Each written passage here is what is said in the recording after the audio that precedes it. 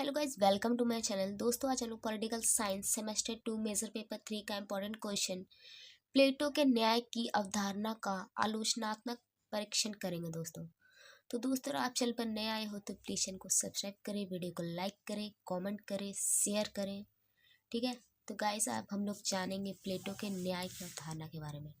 ठीक है, तो प्लेटो जो कि 427 से लेकर 327 ईसा पूर्व का एक प्राचीन यूनानी दार्शनिक था। ठीक है, दार्शनिक यानी फिलोसोफर था। इसकी प्रसिद्ध कृति यानी ग्रंथ, किताब जो था वो द रिपब्लिक था, जो कि न्याय की अवधारणा को व्यक्त करता है, स्पष्ट करता है। ठीक है, न्याय के बारे में बताता है। ठीक है, उनका न्याय सिद्धांत यानी प्लेटो का न्याय सिद्धांत जो था आदर्शवादी दर्शन पर आधारित था। ठीक है, जिसका उद्देश्य आदर्श मानव एक अच्छे व्यक्ति की कल्पना करता था और एक अच्छे राज्य की कल्पना करता था। ठीक है, स्थापना करना चाहता था वो। या कहना उचित होगा कि प्लेटो ने न्याय को केवल कानून नहीं बल्कि मानव आत्मा और समाज के नैतिक व्यवस्था के रूप में परिभाषित किया है। ठीक है, और बताया भी है। उसके बाद प्लेटो के न्याय की अवधारणा का आधार क्या है। प्लेटो ने न्याय को समझने के लिए पहले अन्याय की आलोचना की उसने। ठीक है, अन्याय के बारे में उससे क्रिटिसाइज किया उसने।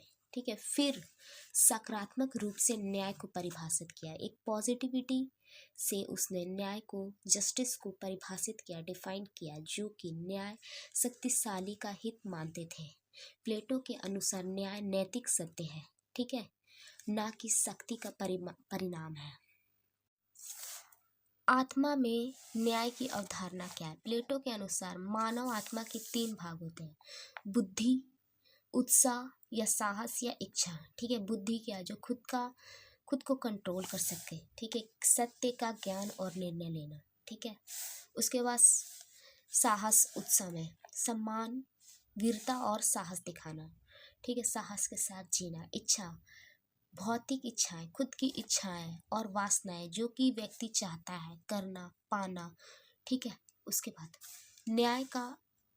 आत्मा का न्याय का अर्थ क्या है। जब आत्मा के 3 भाग अपने अपने कार्य करते हैं, ये तीनों भाग हमारे मन के जो अपने अपने कार्य करते हैं और बुद्धि को नियंत्रित करते हैं।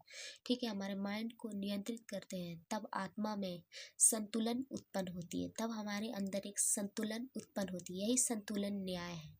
ठीक है, हमारे लिए प्लेटो के अनुसार न्याय आत्मा की वह अवस्था है जिसमें प्रत्येक तत्व, प्रत्येक एलिमेंट, ठीक है, अपना स्वाभाविक कार्य करता है। ठीक है,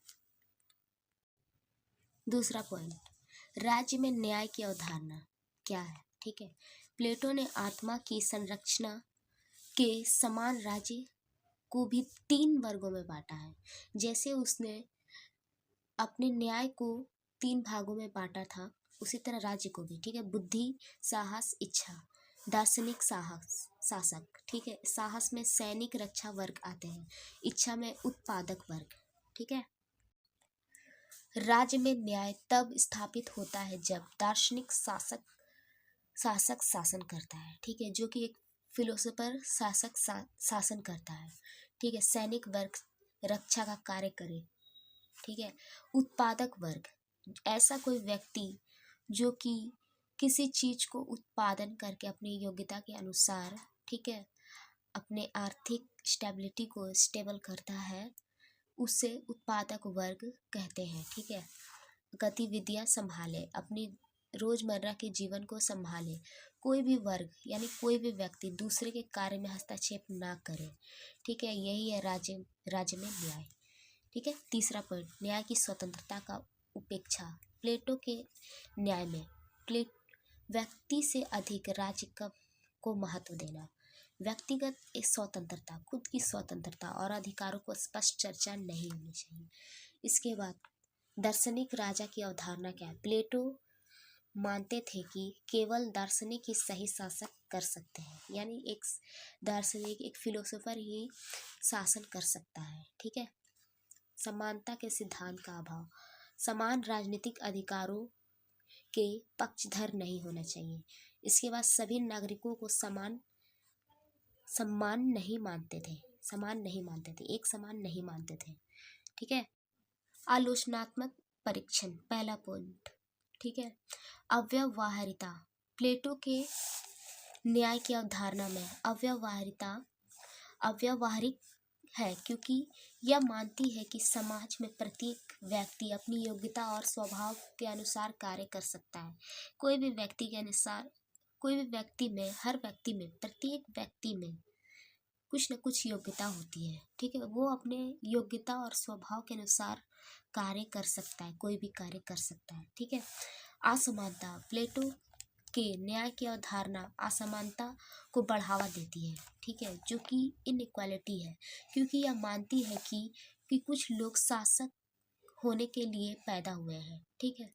और अन्य लोग उत्पादक होने के लिए। ठीक है। कुछ लोग के अंदर शासक जैसी वेशभूषा होती है, शासक जैसी चाल होती है। ठीक है। वो पैदा ही होते हैं कि वो शासन करेंगे। और कुछ लोग उत्पादन, यानी कुछ ऐसे वस्तुओं की उत्पादन करके अपने आर्थिक स्टेबिलिटी, जीवन यापन कर सके। ठीक है। उसके बाद व्यक्तिगत स्वतंत्रता की कमी, प्लेटो के न्याय की अवधारणा व्यक्तिगत स्वतंत्रता को सीमित करती है, क्योंकि यह मानती है कि व्यक्ति को अपने स्वभाव और योग्यता के अनुसार कार्य करना चाहिए। ठीक है। उसके बाद सामान्य हित की अवधारणा, प्लेटो के न्याय की अवधारणा सामान्यता हित की अवधारणा पर आधारित होता है, लेकिन यह स्पष्ट नहीं है कि सामान्य हित क्या है और इसे कैसे निर्धारित किया जाए। विभाजन, प्लेटो ने समाज को 3 वर्गों में बांटा है। ठीक है। शासक, सैनिक और उत्पादक। शासक जो शासन करे, राजा। सैनिक जो रक्षा करे। उत्पादन जो वस्तुओं का निर्माण करे। ठीक है। प्रत्येक वर्ग को अपने विशेष कार्य करने होते हैं और एक दूसरे के साथ सहयोग करना होता है। ठीक है।